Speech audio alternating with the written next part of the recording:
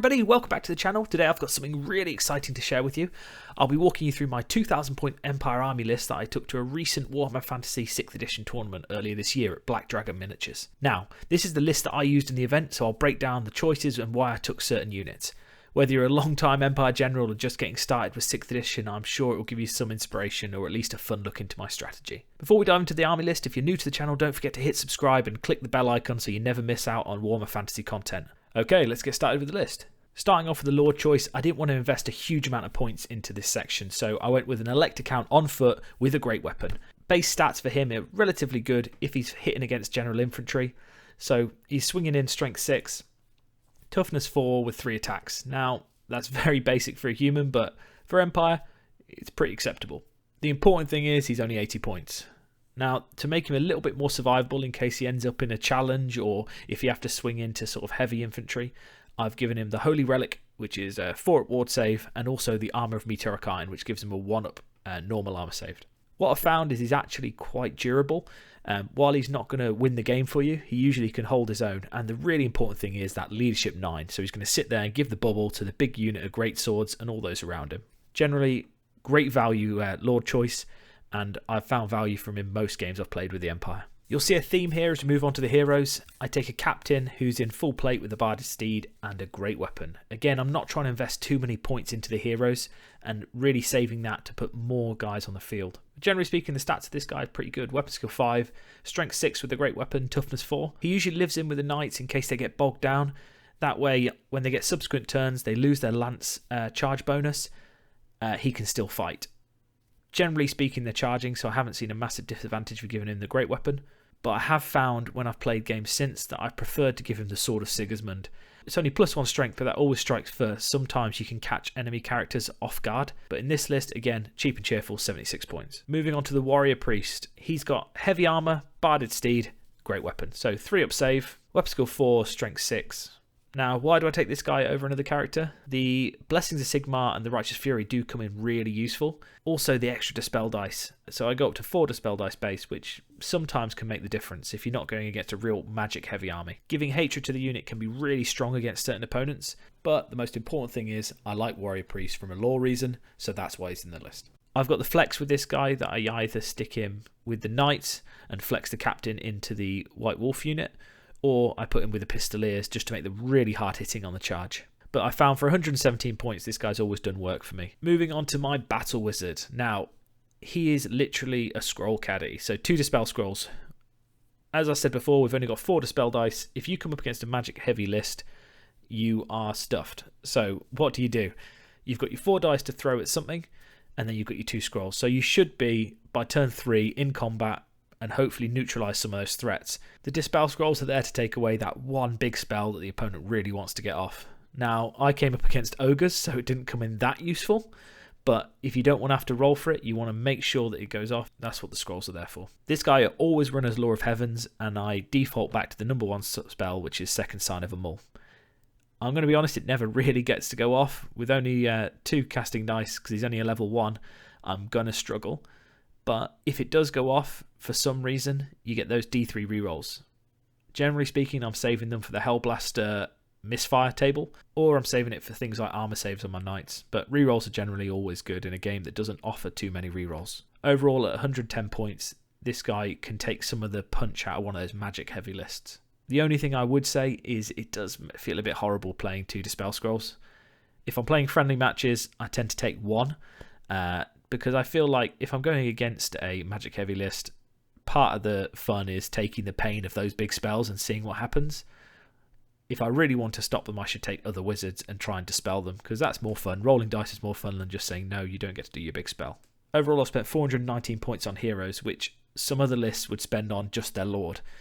We're keeping the costs down on our heroes. They should be complements to the units that they're in, rather than big world beaters on their own. Moving on to the core, I took 2 units of 10 Handgunners. Both of these had Marksman in. Both of them had Hockland long rifles. Handgunners are great. 24-inch range, strength 4, armor piercing, and an extra D6 maximum range on the first shot. I found, to be honest though, that maybe I don't use them quite right, but they tend not to do a huge amount. If you don't get a hill, you're usually lining up in a line of 10, or you're just accepting you're only going to get 5 shots. They're good at taking down fast cav or some light infantry, but overall I haven't seen a huge amount of value for them. I took the long rifles for one reason, and that is that I found 2 cool models that had the rifles on them.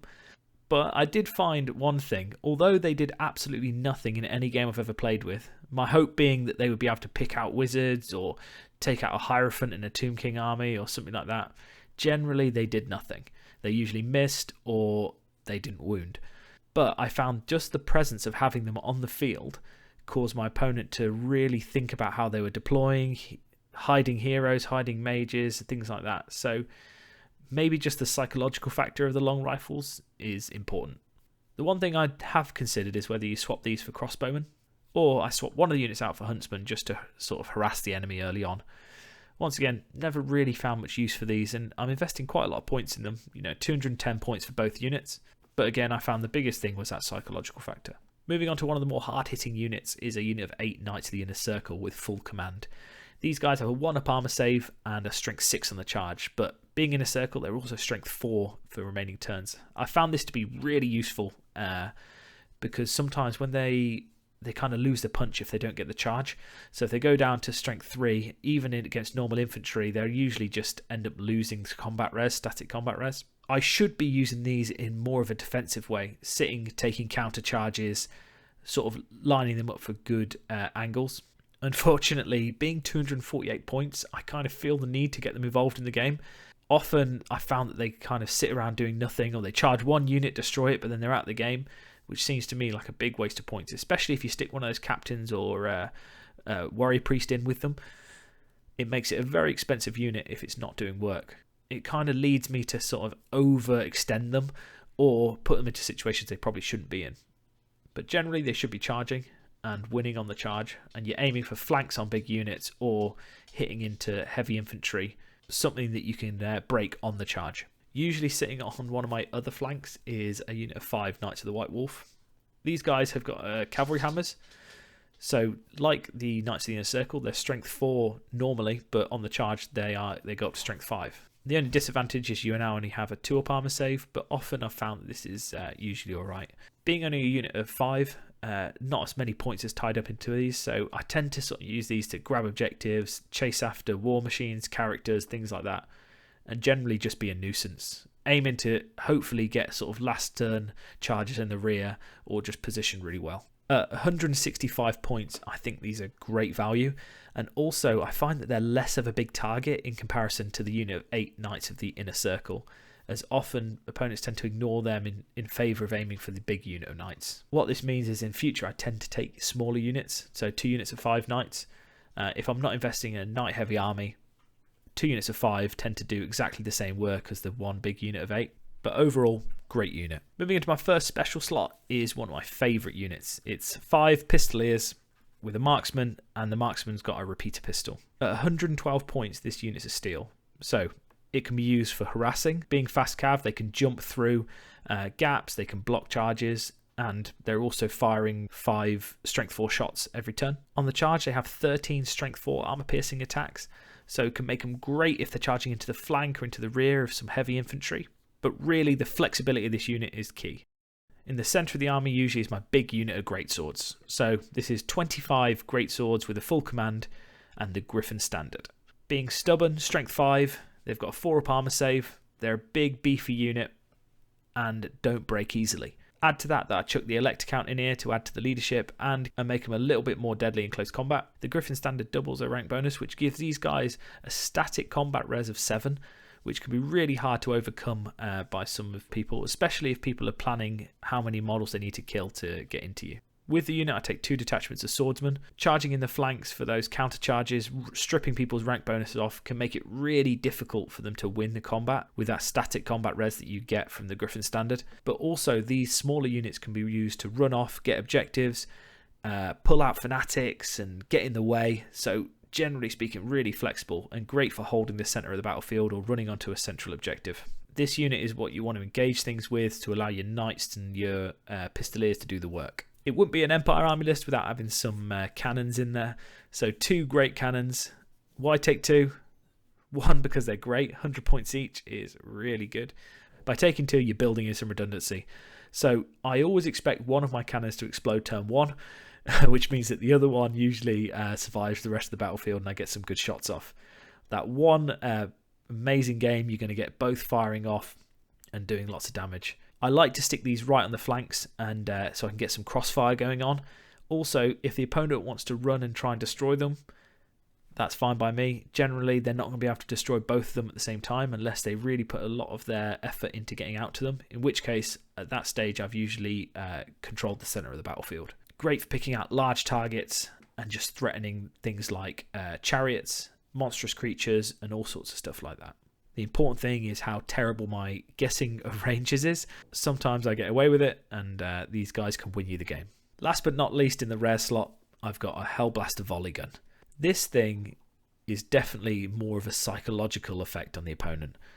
I usually chuck it right in the centre and sort of ask you to run your light infantry, even heavy infantry towards it. It has a 1 in 3 chance to misfire every turn. That's why you take the wizard with the rerolls. Generally speaking, 2 out of 3 games, this thing's going to explode and do nothing.